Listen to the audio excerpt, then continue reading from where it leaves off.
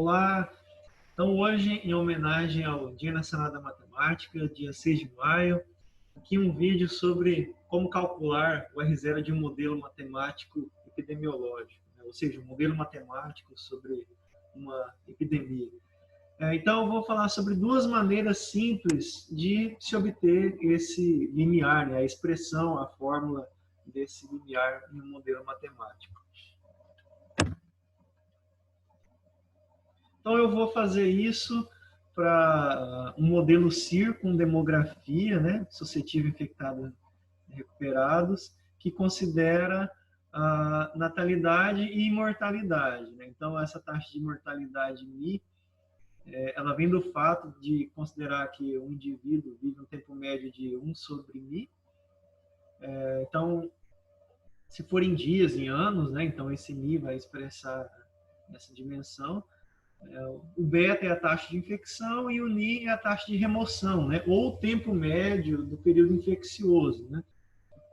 Então, da mesma forma, se o Ni estiver em dias, o Ni também vai estar em dias para estar na mesma dimensão.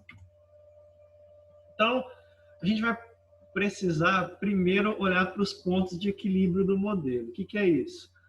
Os pontos de equilíbrio acontecem quando eu encontro eles, né? Quando eu igualo essas equações iguais a zero e eu vou descobrir os pontos onde esse modelo aqui ele não tem mais variação, né? Então, se a gente pensar em termos de derivada, a derivada não cresce e nem decresce, né? Então ela se mantém constante, né? Ela se mantém nula. Então, desculpa. A gente tem dois pontos de interesse, que é o P1, que é o que ocorre na ausência da doença, né?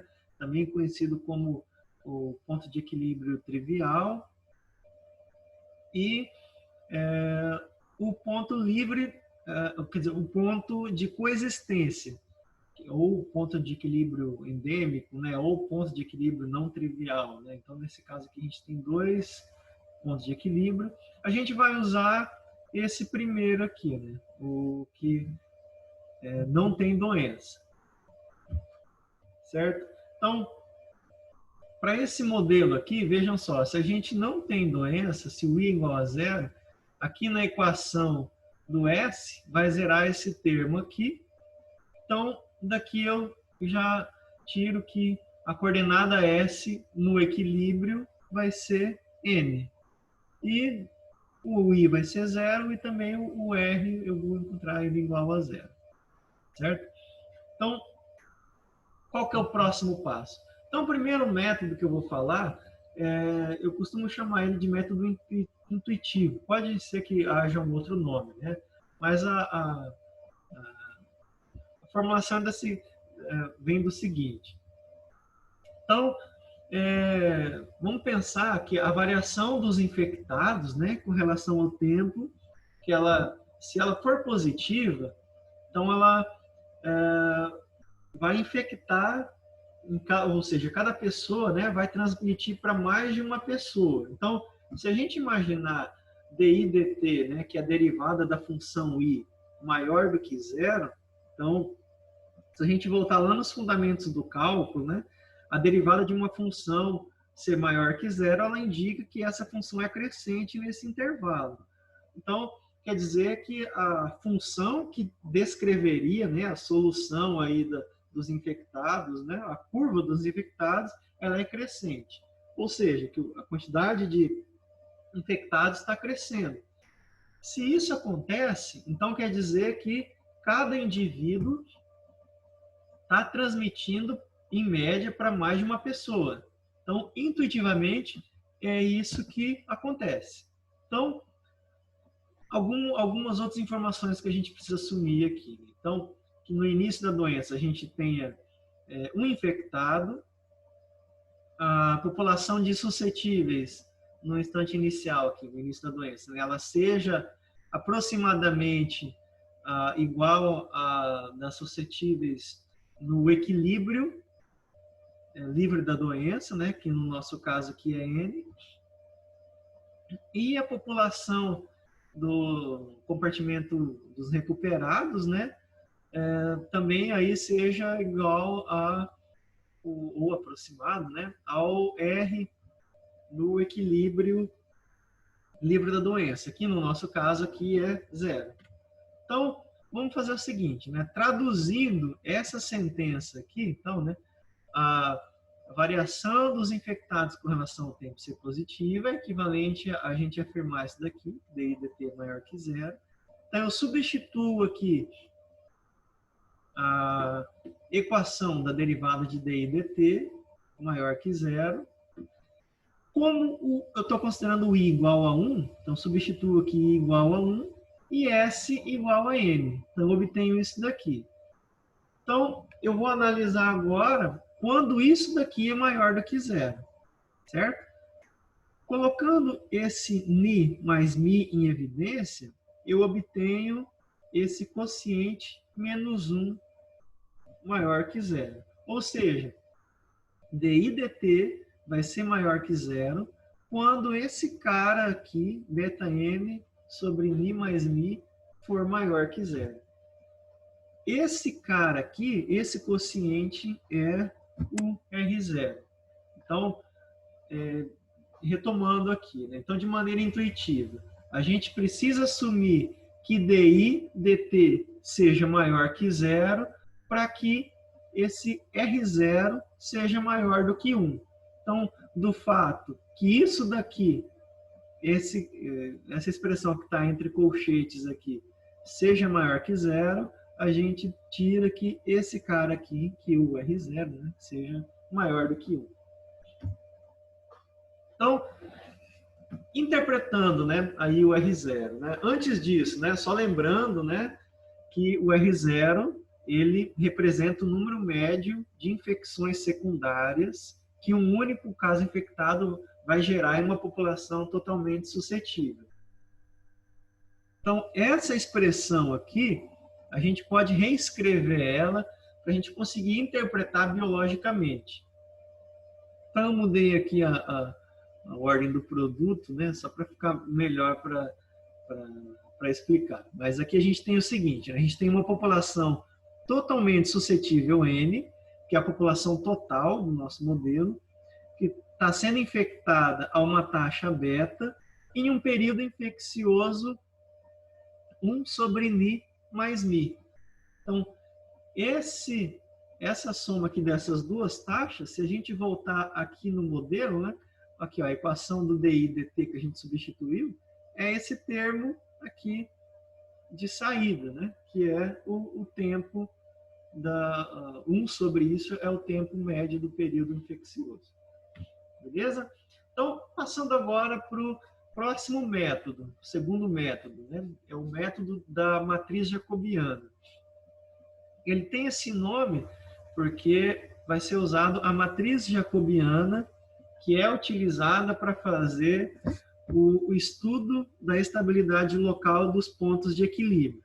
Então, como é que a gente constrói essa matriz jacobiana? Então, o que eu fiz aqui? Cada equação eu chamei de uma função, dependendo de S, I e R. A matriz ela é composta fazendo a derivada dessas funções aqui com relação a cada uma dessas variáveis. Então, aqui, para compor os elementos da primeira linha, então, o primeiro elemento vai ser a derivada de f com relação a S, o segundo f com relação a I e o terceiro f com relação a R. Aí vamos para a segunda linha, né? A gente está derivando todos aqui sempre a função g, né? A segunda função. Aí mesma coisa, em relação a S, I e R. E da mesma forma para a função h, que é a função aqui da terceira equação.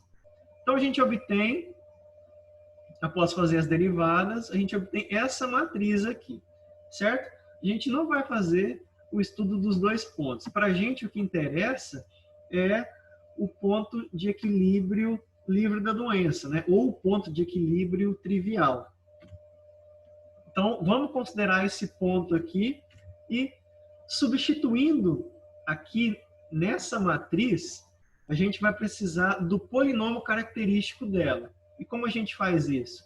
A gente substitui esse ponto aqui na matriz. Então, N para S, e 0 para I e R. Então, vejam que aqui esse cara vai zerar e esse cara vai zerar. O R não aparece e aqui onde tem S eu vou trocar por N. É isso que eu vou fazer. E no caso se fosse, né, o estudo do equilíbrio endêmico, aí eu teria o I estrela, né, que estava lá atrás. Eu não coloquei a expressão, mas aí substituir aqui nesse ponto aqui. Então, dando continuidade. Então, a gente obtém esse polinômio aqui, certo? Tanto para o ponto livre da doença, quanto para o ponto de equilíbrio endêmico, a estabilidade local desses pontos, ela é feita através dessas condições de Hurwitz, condições de Hurwitz, enfim. E como é feito isso? Isso dependendo da ordem, né, do seu polinômio, tem algumas condições que você precisa verificar com esses coeficientes aqui, certo? Então, o passo aí, né, para encontrar o R0, é a gente olhar para esse cara aqui, ó, para o A0. Que a primeira condição é que esse A0, né, ou que na verdade, os coeficientes aqui precisam ser positivos. Então, o que aparece sempre mais simplificado é esse termo independente aqui. Então, a gente pode reescrever ele, né? Então, a gente tem ele dessa forma. Então, colocando aqui esse Mi mais Mi em evidência, a gente obtém aqui 1 menos beta-n sobre Mi mais Mi, que é o mesmo R0 que a gente obteve no passo anterior. Então, vejam só. Por hipótese, a gente tem que, no ponto de equilíbrio trivial, o R0 é menor do que 1. Então, sempre vai aparecer algo multiplicando 1 menos o R0, certo? Então, esse, na verdade, é o que você precisa procurar no seu modelo. Então, esse é o R0 que a gente encontrou aqui. Então, novamente, que por hipótese a gente tem que, para esse ponto de equilíbrio, né, a ausência da doença, o R0 é menor do que 1. Então, isso vai fazer com que o A0, esse termo independente, seja positivo, né, e vai satisfazer as condições de Hurwitz. Já que 1 menos alguma coisa que é menor do que 1, né, vai tornar o A0, né, tudo isso daqui positivo. Beleza? Então, o que a gente pode falar? Se o R0 é maior do que 1, a doença avança e ela vai avançar, né? E o ponto de equilíbrio do sistema vai tender a se aproximar do ponto de equilíbrio endêmico. Se o R0 é menor do que 1, a doença vai se extinguindo, né? Ela vai se extinguir em algum ponto, e o ponto de equilíbrio do sistema vai tender ao P1, né? Que é aquele... P1 não, né? O P estrela, desculpa. Não, tá certo, é o P1. É o P1 porque é a ausência da doença. E, além disso, se o R0 é menor do que 1, a gente tem A0 maior do que 0, que é o que a gente acabou de verificar. Então, satisfazendo a primeira de inúmeras condições aí de Hurwitz, né? E para alguns modelos, esse fato já garante a estabilidade local, não só global, né, mas não só local, desculpa, mas a global e assintótica do ponto de equilíbrio livre da doença, aqui nesse artigo de 2000. Então, só por esse fato, você já elimina aquelas contas, outras contas que dependem de outras condições, né, de você comparar aqueles coeficientes, se o produto de um é maior do que o outro, e isso vai aumentando a ordem, conforme a ordem do polinômio vai aumentando. Então, tem esse trunfo aqui, né, de olhar só o termo independente, já é algo que facilita bastante. E para alguns outros modelos, né, olhar para esse termo independente, ele também garante a estabilidade local e assintótica do ponto de equilíbrio não trivial. Então, o que quer dizer local e assintótico, global, né? Isso tudo. Então, de maneira resumida, né? A estabilidade local, eu estou olhando para a vizinhança matemática ali das coordenadas do ponto de equilíbrio. Então, desde que as coordenadas de cada variável esteja próxima ali do equilíbrio, então isso garante que esse ponto de equilíbrio vai ser estável. Né? O assintótica é do fato de tomar um tempo muito grande. Então, mesmo estando ali na vizinhança, né, no caso da estabilidade local, para um tempo muito grande, né, um tempo tendendo a infinito, então esse ponto vai continuar sendo estável localmente. E o global, isso já é uma condição que não basta, quer dizer, na verdade, não é só a vizinhança das coordenadas, né? Então, em qualquer lugar que você começar com a sua condição inicial, em algum momento o sistema ele vai convergir, ele vai tender a essa solução, beleza? Então, aqui as referências, né, que eu falei, esse aqui do trabalho da Beatriz, que é de 2000, que tem